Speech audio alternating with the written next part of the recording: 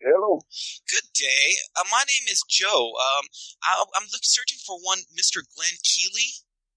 Speaking. Good day to you. I was wondering, would you happen to have time for a little chat right now with me and my friend Maggot? We run our own internet conspiracy radio show. You mean you're on air now? Yes, in a matter of speaking. What does that mean? Basically, we're recording right now. You're only on Skype. Yes, exactly. I beg your pardon? So, Maggot, please speak a lot louder. can you hear me now? Yes. Now? Yeah. Cool. Okay, yes, we are on Skype right now. It wouldn't take that very long, only 10 minutes. We're going to specifically discuss the subject of Alan Watt and his research, which is actually based on your research. There are a number of people in the world called Alan Watt. One of them was a specialist in Buddhism. Yes, I do remember him. Is that the Alan Watt you're referring? No, actually, we're speaking of a Scottish person who pretends to be Canadian and runs his own radio show. We have already done our own particular show on him, on his blatant thievery of your fine research material. Remember this, Maggot? Yeah, sure. We did a hit piece on him. We've got over 1,000 views on it now. Yes, it was extreme, thousands of views, very popular YouTube video, and we would like to have a sequel to it with the person the victim himself. You, Mr. Glen Kealey. I don't consider myself a victim.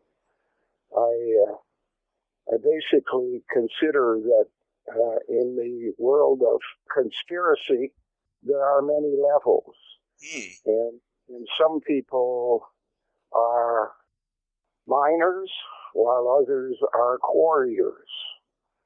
Strip miners cover the surface only. Such as Alan Watt. Alan Watt performs that service for the beginning community.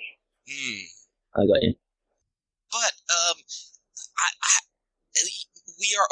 as a human being, I understand that you're very. You weren't looking for any money when you were doing this research and putting it out in public. But to this day, Alan Watt still has not given you credit where credit is due. He has not mentioned your name on his show or even invited you to come on said show. I don't think that's the most important thing. I think the most important thing for someone who's doing a search of reality is that as many people as possible find out. And there are a number of people that wouldn't understand what I'm speaking of because they're just not there in their own search. Whereas Alan Watt, although he basically took much of the material, as I understand, from what I had written and in our conversations, he basically is more adept at speaking to certain segments of the population, the beginners, the people involved in religion, that type of thing. So he doesn't really affect me in any way. I just wish him luck, and if he can survive doing what he does, so be it. But it's not my bag. I'm not doing this for the purpose of making money. Mr. Kealey, you may not know this. I'm doing it because I have lessons to learn. I must observe, analyze, and conclude, and send in my reports. And my reports don't go to any gods or politicians or secret societies. My reports are for creation. Wow. Sure. Mr. Kealey, but there's still one issue that Alan Watt does take your research, and his main aim isn't actually disseminating said research, it is actually to make money off of it. Maggot, you do remember that one particular episode where one of his fans printed a T-shirt with Alan Watt's face on it. What did Alan Watt do? Sorry? Isn't it strange that you would have a name like Maggot and be talking against Alan Watt because he's using other people's material? I use other people's materials. There's nothing new in the world. Everything I write about has its origin in the Bible, or in encyclopedias, or in dictionaries. All I do is put them in context. But I'm going to say one last thing about Alan Watt. I mean, I cannot listen to his show anymore after I've heard your fine material, because it's such a cheap imitation of the original. I mean, that's I'm trying to get your name out there, aren't we, Maggot? This is one of our main goals right now. We run our own website, www.oomunu.com, and it's a BitTorrent tracker, and we have at least 3 of your audio on there, compiled by Maggot himself. Isn't that correct, Maggot? That's true, yeah. Yeah, we just wish there was more of them, to be honest. It's like 10 times better than Alan Watt's stuff. Watt is just an old, rusty robot, and he's been repeating himself for years. He's gone into like advanced stages of delusional paranoia. It's really quite pathetic. If you want my material, all you have to do is write to me, and I'll send you some material. Yes, you can use on air, whatever. From my Okay, cool. Do you have any audio material? I beg your pardon? Because we've only got about 3. We've only got about 3 audio files of you. Well, the last workshop that I recorded was in May 1998, on the 19th of May. Have you got that? No, we don't. And it's not at all. I mean, I tried looking for other of your. I've only found 3 of your interviews, and that's it. That's why we were hoping to do an interview right now with you, so that it's not only me and Maggot. There's so many other people. I mean, there's so many other Joe Blows out there who are thirsty, for your knowledge. Well, the reason I wrote the Kealey Papers while I was doing the search was basically to give people a sense of where my head was at and what I was looking at during the years leading up to discovering a code that opened up the door for a much more profound discovery. As you know, the Desdemona typeface is a pictorial code, and it tells a story. And once you grasp the story, then you know basically the premise of the things to come. And with that premise, you go back and reread much of the things you've read before, and everything becomes much clearer. That the story is basically about making a super slave prior to the destruction of the surface of the planet, and having the DNA in storage so that after the passing of Alder Amin, the next second son, that they would be able to repopulate the surface of the planet. Yes, I'm familiar with this particular theory. But there's one question which I don't think has ever been asked of you, or maybe within all the audience we've been able to get a hold of, we haven't heard the answer to. How did you come to this realization? When did you have your moment, like as if you were sitting under a tree, like Newton, and an apple hit you on the head, that, oh shit, I can read like secret messages using Demona font on like everyday printed materials? The important word is regal. And regal means repo man, the repossession of all that was given to the Northern Hemisphere via Marco Polo. Okay. And when Regal first came into my life, I was 5 years old. Oh, okay. And I didn't understand what it was all about, but I was sent on a search. And that search was very much the same as is described in the Bible when Mary and Joseph leave Jerusalem and 2 days later realize that Jesus is not with them, and they go back to find him and find him in a temple teaching the rabbis, the teachers there, about what he knew. And when supposedly asked by Mary in the allegory of the Bible, when he was asked, didn't you understand that your father and I would in fact be worried? And his response would be the same as mine. What do you mean? I am about my father's business. I'm basically carrying out the plan that was asked of me in my DNA before I was born. Okay. When you are born in modern times, you come from one of two places. Either a crypt from a dead person, that's why they call them mummies, and the DNA is used to manufacture a new version of a person through something called epigenetics, or you come through the bloodline that starts off with this laboratory-made person, and you are one of the 4 generations thereafter. Otherwise, you're not born. So, since we all come from a world of genetic engineers, they call themselves intelligent designers,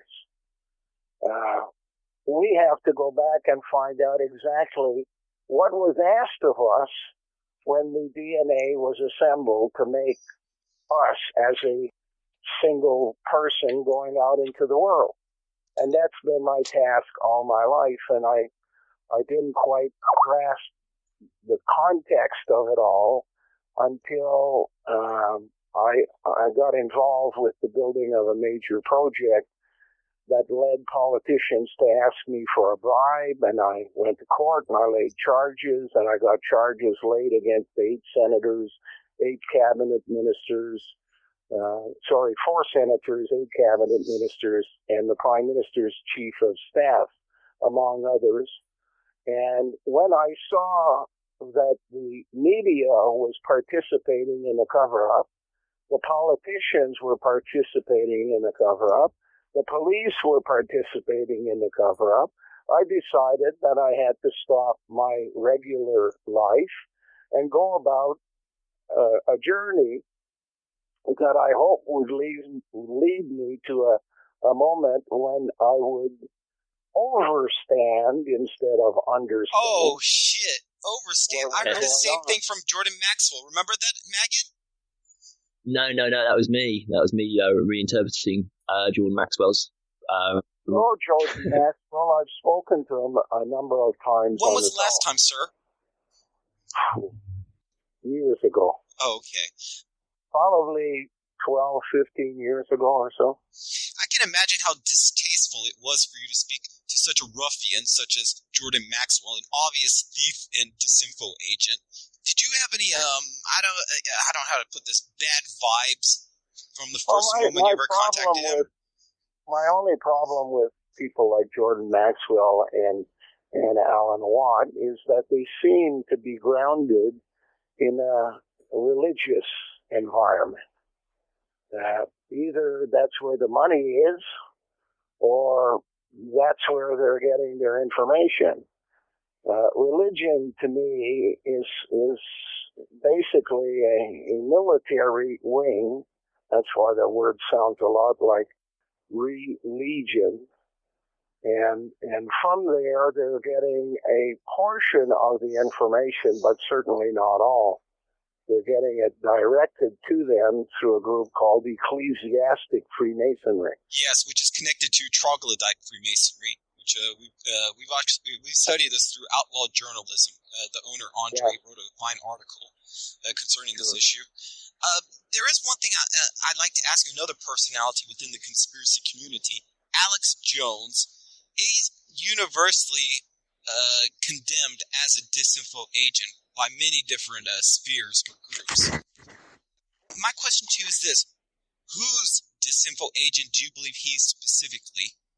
Who does he specifically work for? I have no direct knowledge of Alex Jones, although through the code, I don't suspect that I would be interested in meeting him because his coded name, Alex Jones, is suggestive that he's involved in a manufacturing a slave that is male-female.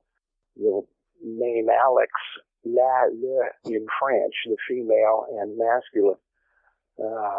And a 10 with the X at the end of Alex, and Jones, which is basically the one.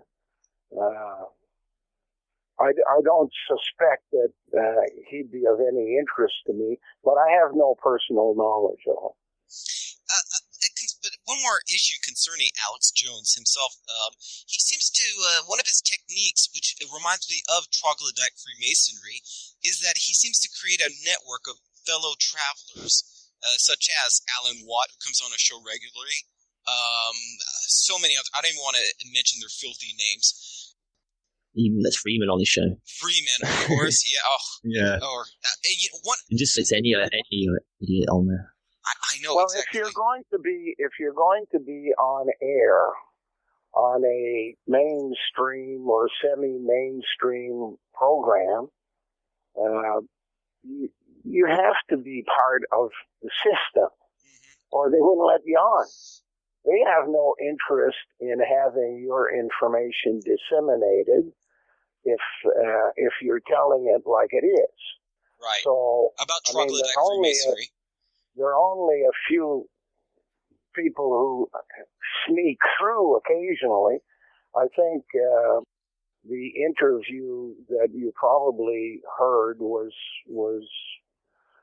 something that was done by a guy called Desert Owl. Yes. On an interview basis, such as you're doing now on the telephone, and it's simply because they snuck it through, I guess, that it got out into the public. My interest has never been the media. My interest is getting down to the bottom of this before I die. I'm 68 years old, and I suspect every day is more and more challenge. And I would like to live until I'm 101, but I'm not certain that will happen. So my task is to learn. And what I've discovered is that there is a way to make a quantum leap in knowledge very much along the lines of the story of Enoch and Methuselah. Methuselah appearing in the allegory called the Bible about genetic engineering and extending life.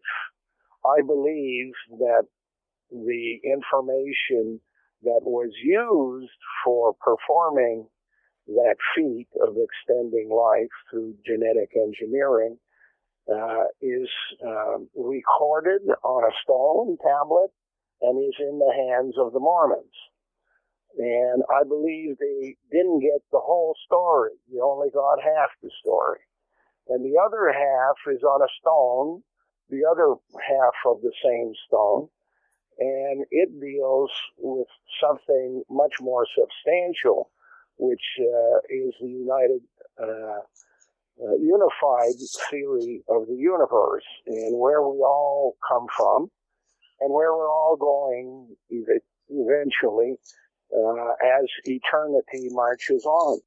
This is only a sidestep in eternity, And we're basically only here to bring back experiences that we live to creation.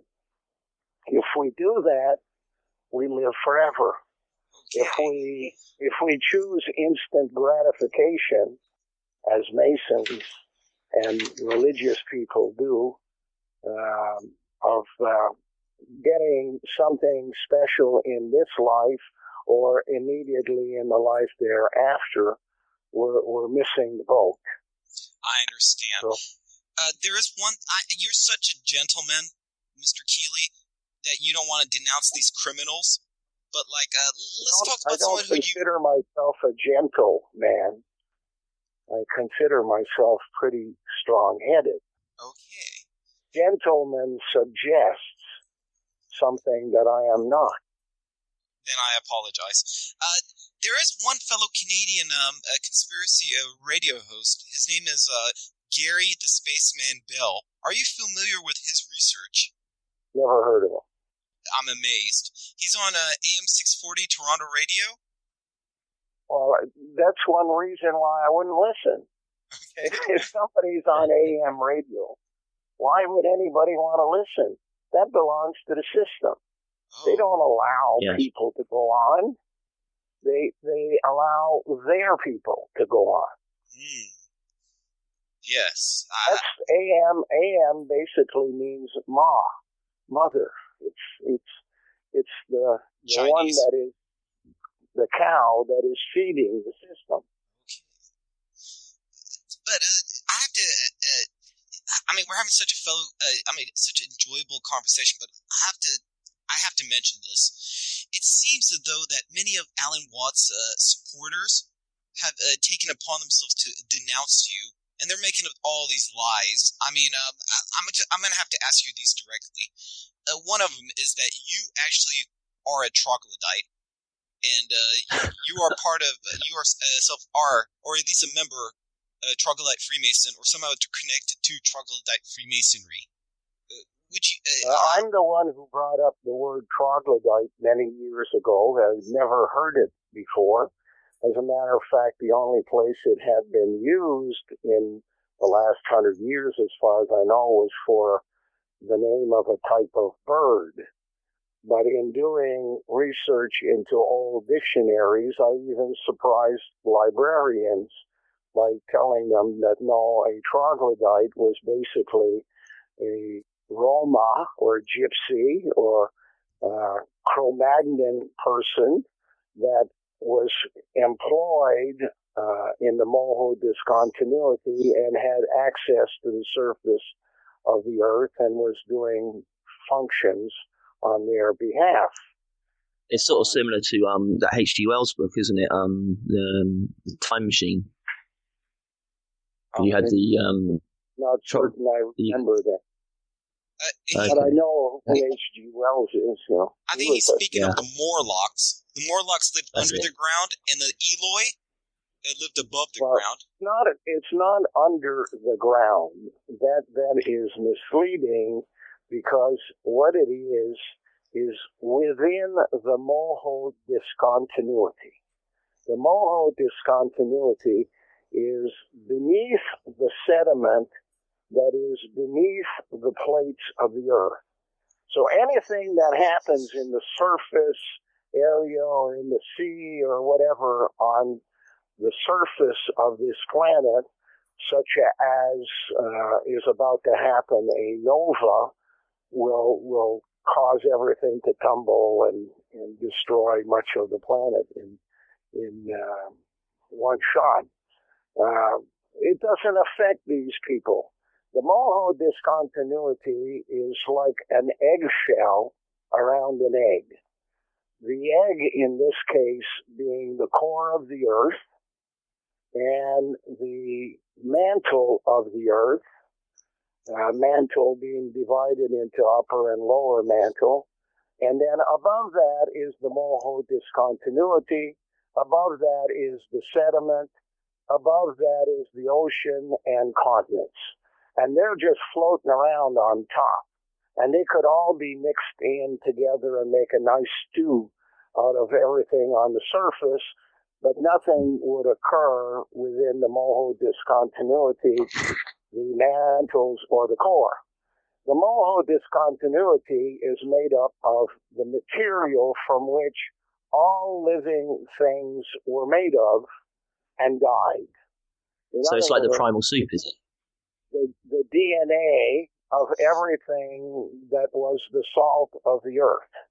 When it dies and works its way down into the water, from creeks down to rivers, down to gulfs, down to the ocean, it adds salt to the sea. Should it be allowed to remain in the sea would die. And so would life. By the physics of planets, what happens instead is once the sea has a certain percentage of salt, somewhere between 7 and 11%, the rest of the salt is pushed down past the sediment and removed from the water. Originally, oceans used to be fresh water. If you go back to the beginning, that sediment is now educated salt at the bottom that makes up what is known as basalt. The BA comes from trying to give you an insight into what you get from a college or university as a first degree. You get a BA right, instead of being an AD, which is an aboriginal. So BAs is like the second level. Once that hardens into a material which is called SEMA, it then is 32 miles thick and can be easily tunneled in order to make around the entire planet a network of roads and highways leading to certain communities based upon what we know as Buckminster Fuller's geodesic dome structure. So it's not intended, as Buckminster Fuller had intended, to contain something within the dome structure, because in this case, that's the core of the earth, and nothing goes there that basically survives as is. But what it is an outline of a highway network that exists below the sea, below the sediment, and below, of course, the continents. In the future, we will live on this planet an induced destruction. We are beginning to live that, and it basically began in 1998, and it's working its way up to 2058, but because of Masonry's coded language, you always have to give 4 or less 4, so instead of 58, you have to take into consideration it may go to 62. 62 is marked in our world by the next coming of Halley's Comet, which happens every 75 years. Yes. And by that time, they have a plan, because they know that this is happening. They have a plan to have destroyed the northern hemisphere, leaving a cap on the northern top of the earth that will be put in fallow. There'll be no ice there, of course, because when you have a nova, it's because you're overheating everything. And we're just waiting now for the spark. Yes. They are going to induce a spark. I suggest probably through a particle accelerator causing a collision. Such as like the one they have at CERN in Switzerland. And in Chicago. Yeah, I was thinking about that. Is that like one in Stanford in California, and there's a few of them around the world. They'll basically feed off each other. But the idea is to light up the acetone, which is a byproduct of vineyards, at a stage past vinegar, and it's basically the basis of plastic explosives.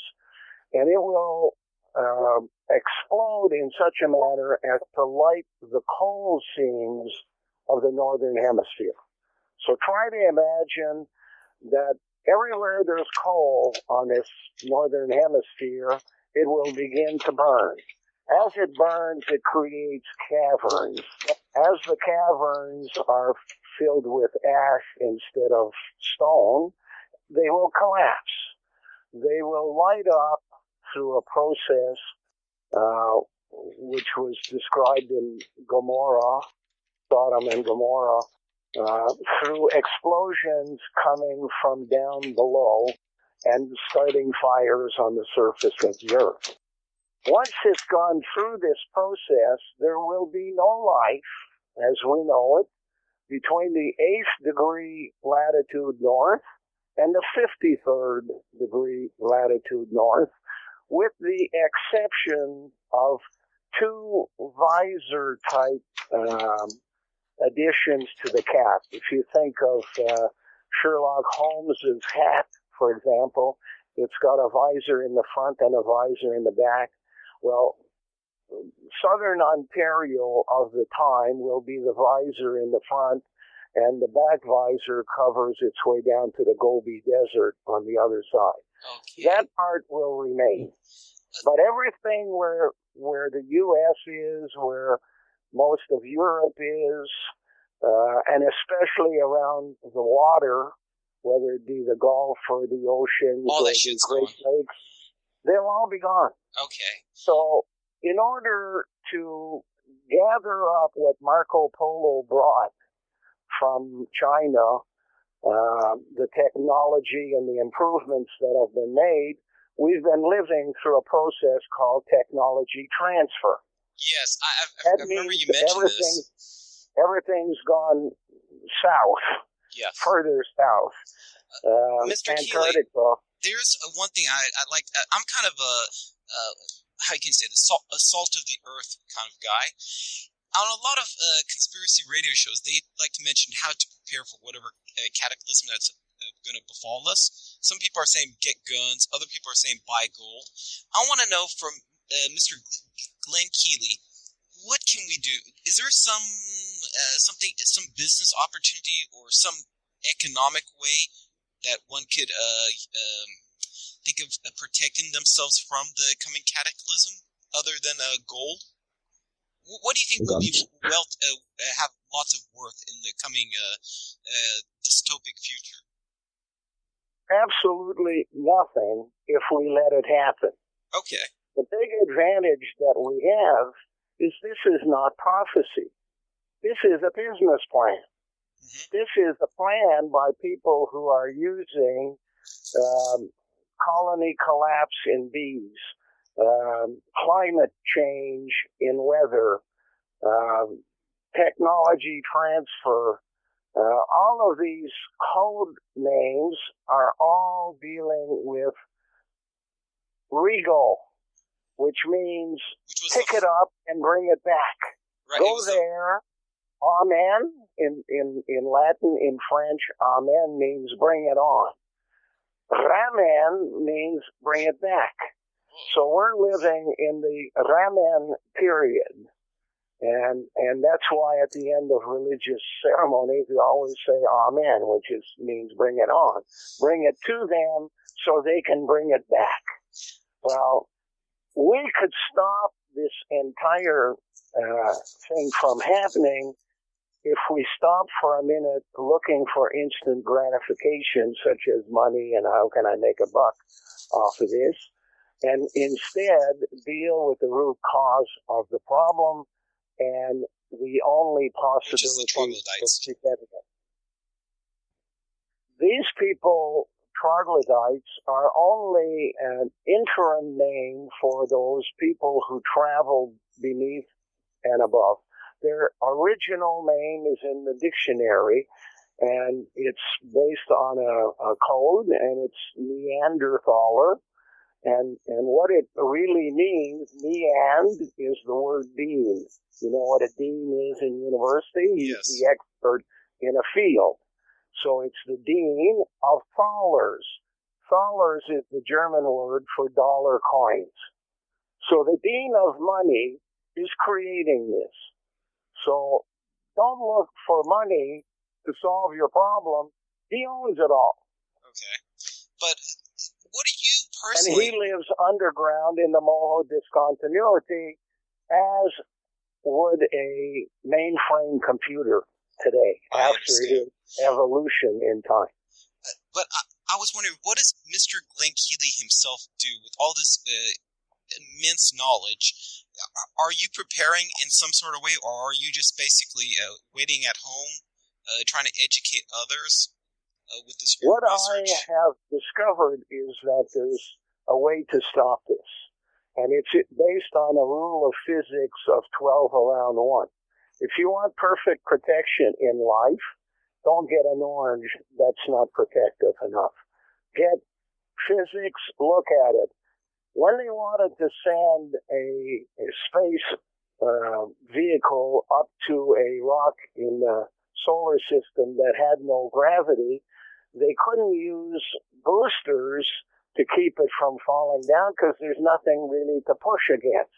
And what they did was they took the satellite and they put it inside a ball and blew it up. So the satellite was inside. Then they surrounded that ball with 12 balls of equal shape and size, giving the context of 12 around 1 used in the Bible for the disciples and Jesus, that kind of thing. But how can one apply this in their own everyday life using the principle of 12? Should I get, like, if I go to the grocery store, should I buy, like, 12 beers? Or no, like... what you should be looking for is 12 people of like mind to you. Okay. Where you can be one of the 12 to any one of them, and all 12 can be around you as the one. So you become a covenant, ant of the coven, because the coven's got 13 members in it. Yeah. Have you heard that theory about humans? Witches knew about this from a long time ago, and I'm not a witch, so I don't know all of the details about what they did. No, I studied some of it. In fact, witches were burned at the stake because they had certain knowledge. But by now, it's left the realm of witches and gone into science, and it's known as one of the principles of scientific knowledge. So you don't have to be involved with any co-cult, which is the real word occult.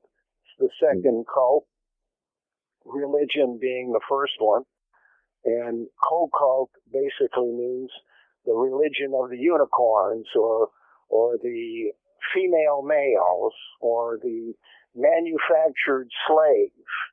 There was a time when there were two genders. They had originated from a single clan mother who was a hermaphrodite and then moved on to the stage of two genders.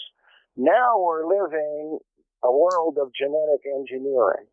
And in trying to manufacture the perfect slave, they've determined that the skull and bones of a male are appropriate, but the exterior veneer of female is better equipped for giving birth and for marketing purposes. So these manufactured human beings that you look at and you would believe is a woman, when in fact it's a combi. It's a interior male.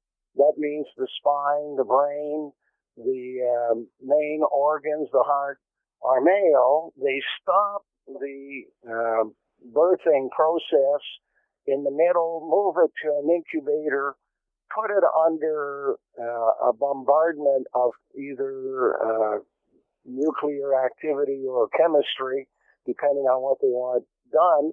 And from that point on, they change the final appearance of the body. They can do it from a woman on the inside to a male on the outside, or a male on the inside, woman on the outside. So in everyday language, that would be basically you're talking about transsexuals or trannies or chicks with dicks.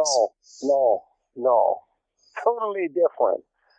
Transsexuals are people who got stuck in the middle. I'm talking about perfectly manufactured persons who on the outside look like female, but on the inside own a testy for the purpose of fertilizing an egg that will come to her in a jar. Ew. And when she inserts the egg, she will give birth to a baby. And as long as she does what the controlling master wants of her, she will receive ways of reproducing herself as clan mothers used to do. But sounds like something Alan Watt would be into. If she starts acting up and thinking that she's going to run the world herself, the system has that way of closing it down. It simply refuses to give any more access to beaker babies, they call them. But it's not as much important when it's being done on this planet. But the beings of dollars have a plan, and that plan involves terraforming and taxing and controlling every rock in the universe.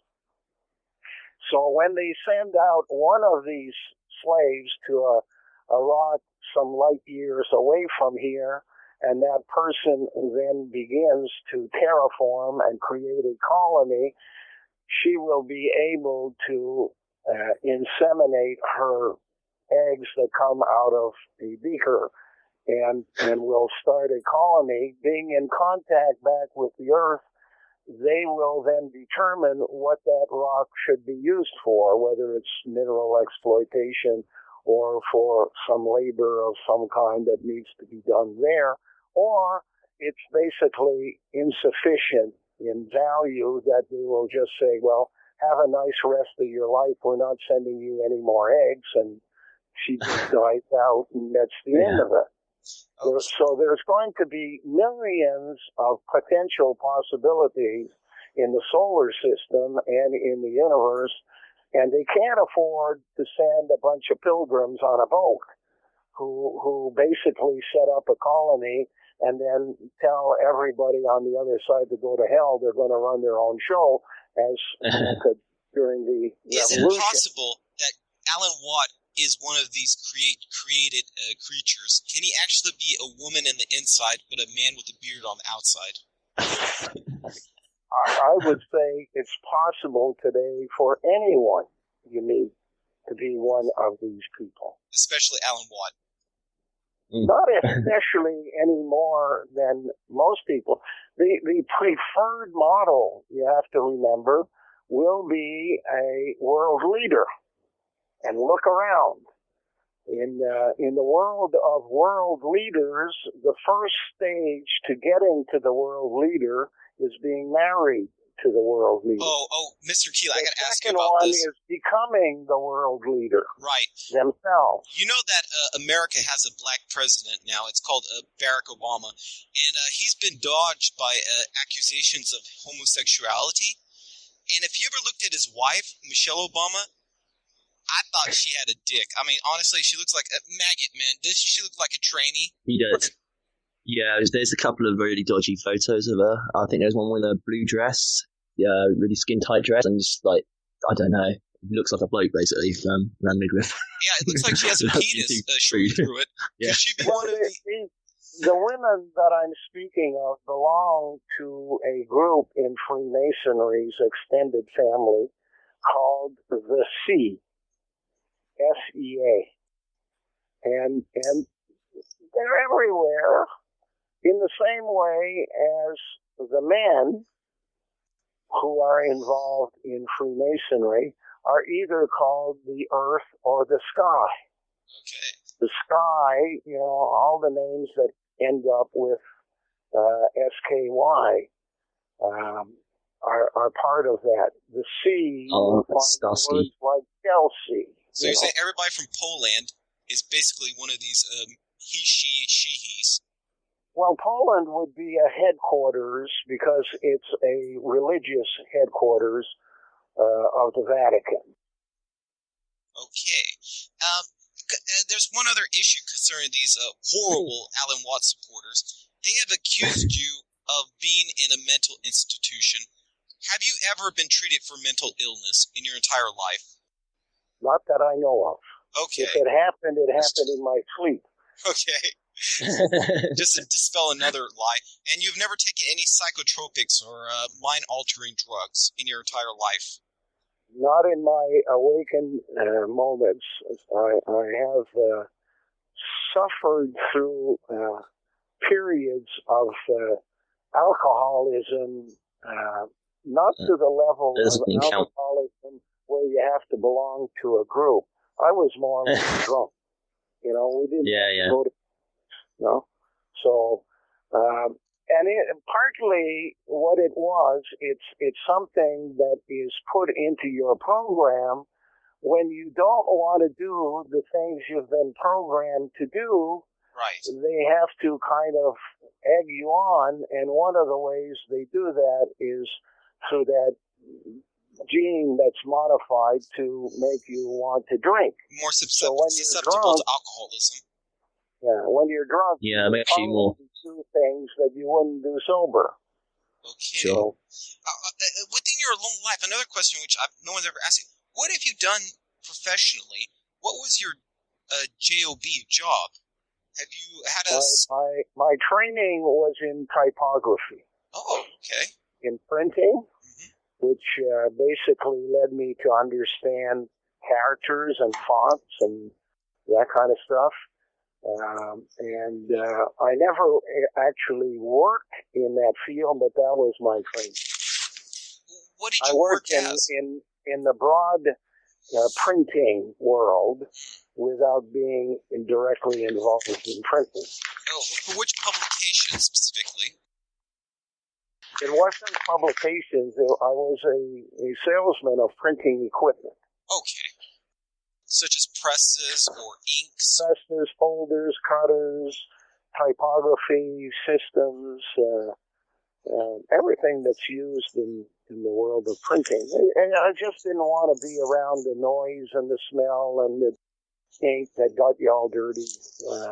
So I basically took the knowledge that I had and went into marketing and sales of printing equipment of one type or another, and eventually presented to the financial community a concept that printing was changing, and it was changing because of the movement towards electronics and computers, and what needed to occur would be the building of a city within a city that would be wired up for communications, that would provide central services for printing and duplicating and mailing and all of those things within the building itself. And I approached builders and told them that they were basically only making about 10% of the possible income from a building by only dealing in real estate. That what they should be dealing with is an intelligent building that would supply services, and then they would at least quadruple their income from each piece of real estate that they own if they in fact took the trouble to spend an extra 5% at the building stage and include a fiber optic coax cable twisted pair communications network on a 10-foot grid throughout the entire building, as we do today with electricity. If they only had listened to you. Since you were a salesman, you must have been a well-traveled man. You've traveled the whole width and breadth of Canada, correct? At least 7 times, from my memory. Is there a specific story that had a profound effect on you? Some chance encounter with one other fellow human being? What was more the discoveries that I made during my journey across the country was that my life was being managed. That from that moment at the age of 5 with my encounter in Regal, that I was being pushed from one experience to another, not for it to become my lifelong dream, although many times I thought I had arrived at my lifelong dream. I was presented with opportunities in education, in religion, in business, in everything you can imagine in life, family, relationships. And then once I had grasped the lesson, I would be dragged out and moved on to the next one and dragged to the other one, always thinking that these things were coincidences. And then I started to realize that there was a pattern going on. Yeah. And that pattern had a master.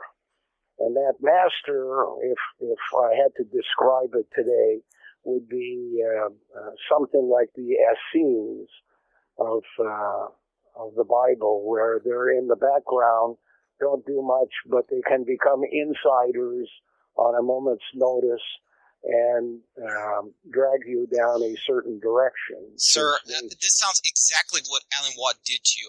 I vision Alan Watt as a pupil of these said masters, and they told him, go to the person with the most knowledge, which is Mr. Glen Kealey, and I believe he used you. Drain him.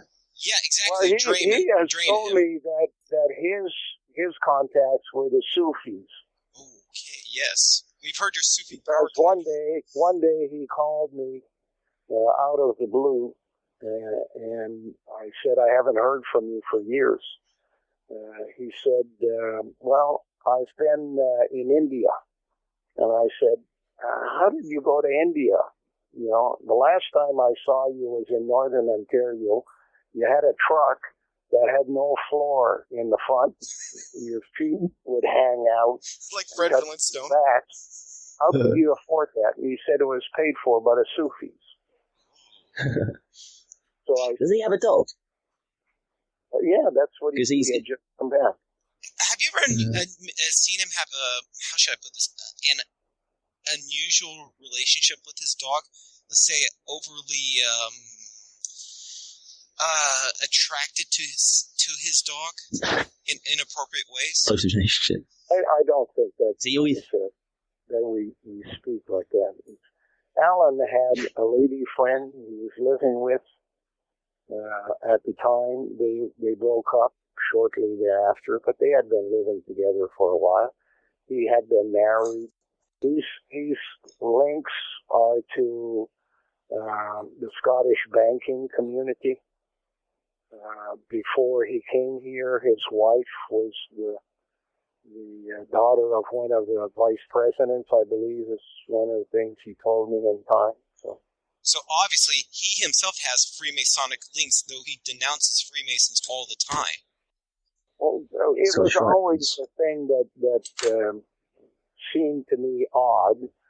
That why was, first of all, he calling me on almost a 2 or 3 time a week basis in order to listen to me talk. And then why is it that he bought my papers at the time, the Kealey Papers, and later sent me a copy of his material, and as soon as I looked at it, I could see copies of the things he had taken out of it. That bastard. Is that the cutting through the matrix? It just didn't make any sense unless he was part of the team of people trying to drag me from one place or the other. I know that your website in the past has received over 16,000 hits per day. How big is your... what it was when they cut it off. Right, until they made you change the name. But how many people actually purchase your Kealey Papers? Are they still offered? Yeah, they're offered as archive material, subscription. There were originally 22 papers. The first one was not produced by me and is sold out, was basically a trial. And from the second paper to the 21st, I produced them myself. And people who send a donation to the Canadian Institute for Political Integrity so that I can continue the research, this time through nature and animals. I'm on a farm, and I've got sheep and goats and a donkey and Are you cats and speaking to dogs, the animals? chickens. I beg your pardon? Are you speaking to these animals? Not I'm as much that I'm speaking to them, but I'm watching them. Okay, so they're speaking to you. And they seem to communicate their personalities to me in a manner that I can compare to people that I know. For example, the donkey, which is the model for the Democratic Party, I've noticed as soon as a predator comes to the neighborhood, the other animals move towards its direction, but it hides behind the other animals and makes a lot of noise. Right. So it doesn't do anything. It just makes noise. And that to me sounds like the Democratic Party or a union. Do you have an elephant for the Republican Party? Yeah. Unfortunately, it doesn't live well in the northern plains, so can't have it. Okay.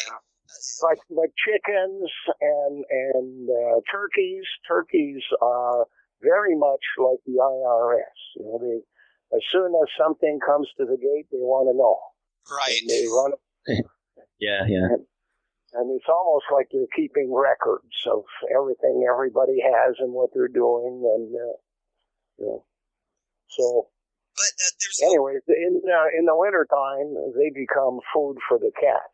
So yes, they're missing the point. Especially the chicks. They're writing their history. They've forgotten the main point.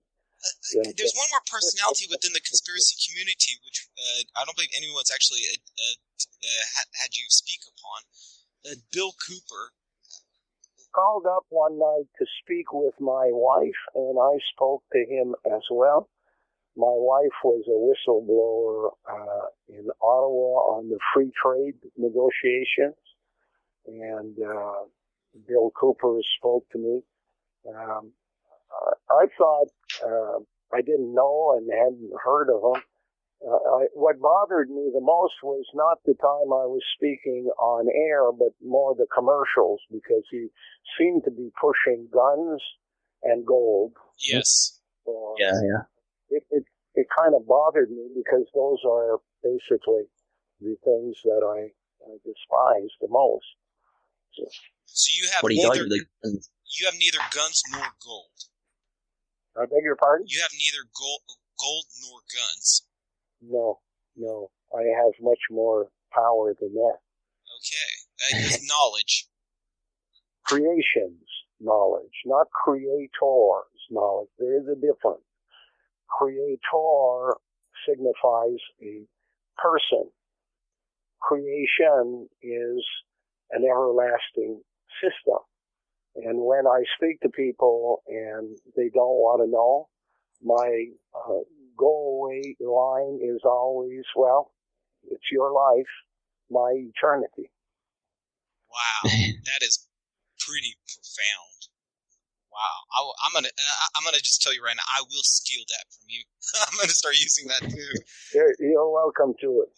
Thank you. The more people that understand or overstand the difference, the better. I want to overstand it because I don't want to be understanding too much of anything. Yeah, don't go too far with it, because the Jesuits use the term verstand. So you don't want to verstand. That means direct. That in French means towards. That's why you have a university. It's the single direction they're sending you on.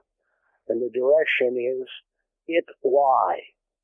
Y basically being a two-in-one human being, male, female. I have to say I'd like to thank you for this show interview and coming on the Joe Blow Conspiracy Show. But there's one thing I'd like to say, that I personally believe that the conspiracy is actually Jewish, and because everywhere I go, I see like dirty little kites everywhere. Like you're terribly wrong. If there is a surface participating group, they would be called Judean. Yes, I remember. Jewish means Judean includes the word Dean. Yes. And it basically refers to the group around Jordan, the king of Jordan and the queen of Jordan. It would be the context. It's Jordan Maxwell. And what about Jordan Maxwell? Maybe he actually took his name from Jordan. Could be. It's a Masonic name, isn't it? I asked him once, and he said that was the name he had chosen, but he didn't give me. Yeah. Well, he's a pretty Definitely not shady character, I don't trust this. I like Alan Watt, he seemed to me to be a great gatherer of material. Thief. But uses it for the wrong purpose. A scavenger. Yeah, he's like a catfish, In Scotland, they call them quarriers because that's strip mining. Mm-hmm. Yeah. Mentioned at the beginning, yeah. Well, I like Maggie, is there anything you'd like to say before we stop the interview? Not really. I think we covered everything. Let's see. There's a lot of Japan's backward. I'm sure you'll find your way over to Japan, and the Taoists, and then the Buddhists, and back into India with the Brahmin. But the key word for all of you to remember is the word Polaris. We are living the age of Polaris. Polaris happens to be the northern star. It's not a star. It's three stars that shine close to each other and make it look like one star. But in 12,000 BC, it wasn't the northern star. Vega was the northern star, and by 7500 AD, Alder Amin will be the northern star. So everything you have that's in the system is linked now to the word Polaris, and that includes police, politicians, hola. Whenever you hear hola, in Spanish it means hi. Poland. La being the feminine principle. RIS is IRS, so you can track RIS from Sri Lanka. You can move it through to Krishna. You can bring it all the way to Paris and into the IRS in the U.S. Polaris is also a missile, isn't it?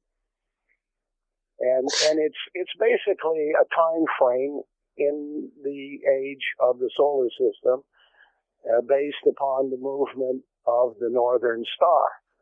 And everything is linked to that. We are going through the phase now where the female males, which are called unicorns, are coming out of the bedroom, coming out of being the wife of important people to being the important people in their own right.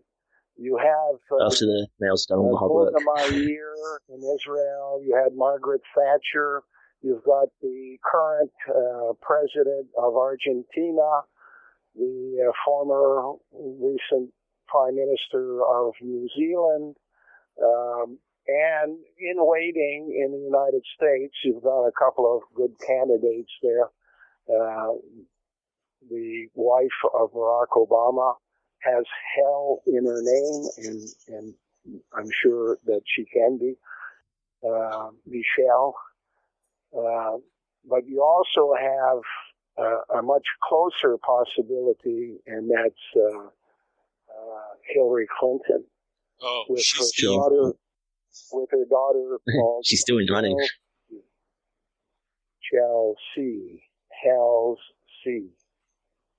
Maggot actually lives near Chelsea, don't you, Maggie? You live in what do you call it, Cheltenham? Yeah, I live in a really dodgy sounding town called Cheltenham. So that's C-L-10-Ham. Is that in England? Yeah, that's right. Yeah, that British accent. And of course, it gives me away. Is a major contributor to the Polaris plan. Man, I never trusted Maggot. From the first day I met him, man. I never met him in real life. Sorry. Well, if you really want to insult a maggot, you call it priest. Okay, priest. A priest that has.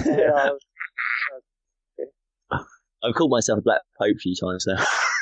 Well, I'd like to thank you, Mr. Glen Kealey, for coming on the show, and we'll be making sure that Alan Watt, that that scoundrel, will be getting a copy of this audio. And I bid you farewell and a fine day. Thanks for the end.